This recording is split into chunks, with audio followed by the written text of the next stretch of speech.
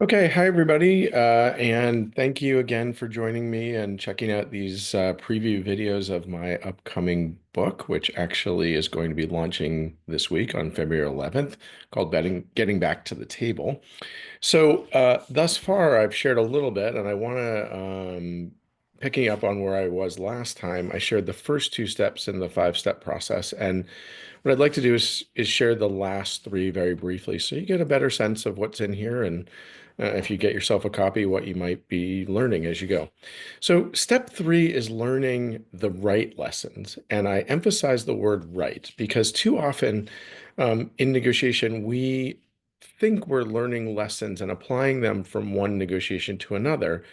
But I actually see a lot of the time that people are applying the wrong lessons. They think that the dynamics that are different or not so unique don't matter. And the reality is actually that they do matter greatly.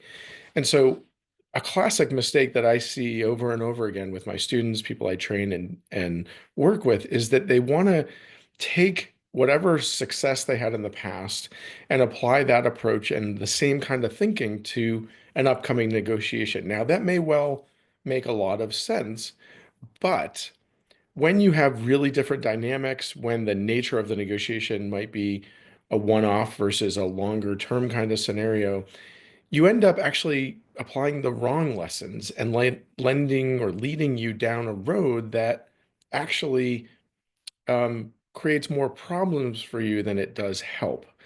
So that's that next step, and I think it's a really important one to look at the past negotiation, maybe where you succeeded, and the upcoming one, and try to figure out um, what's unique here, what's similar, and what can I apply or not apply from what I've done in the past.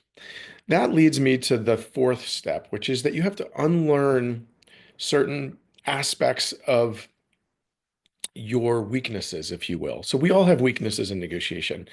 And what I've learned through this process and putting together this five-step process is that often we have certain approaches, tactics, and things along those lines that we think are helping us. And in some instances they are, but in many other instances, they're not. And as a result, in order to become better negotiators and really learn from what transpired and perhaps why we experienced a significant setback or even failed, we might need to unlearn certain notions about negotiation that we have learned to this point, and replace them with something better and unique and different. So, one of the examples I use in the book is um, a lot of people view compromise as something that's a core aspect of their negotiation approach.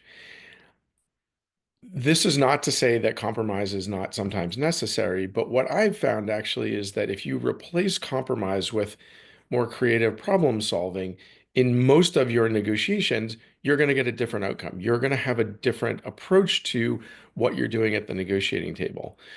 I go into a lot more detail in the book on this particular issue, but it's one that I think a lot of people would do well to unlearn and replace with this way of problem solving and thinking. Now, the last step in the book is getting back to the table sort of smarter and stronger. What I mean by that is that when it comes to these processes that we're talking about, right, we're either going to try to revive a stalled negotiation or our negotiations have failed and we really need to learn from them. If we're going to revive a stalled negotiation, we need to think about how do we get back to the table? What are the kinds of things that we need to do differently to come back and encourage the other negotiator to come back to the table and re-engage? Again, talk about a number of different factors that go along with that and the kinds of things that you're going to want to think about. If in fact you failed and you're not going to get back to the table in this particular case, or you can't foresee how to get back right now, then your thoughts in terms of stronger and smarter should shift to what did I really learn from this? And how do I internalize that? How do I take away these core lessons so I become a better negotiator going forward? And perhaps you'll be able to get back to the table. But look, the reality is that sometimes we just fail and there's no avenue back. So that's it. Again, the book will be launching this week. I hope you'll get a copy. And I would really love to hear your thoughts on this. I think it's a place where there's a lot of opportunity to think together, grow together, and perhaps not be so afraid of setbacks and failures, but recognize this is part of the deal. Thank you.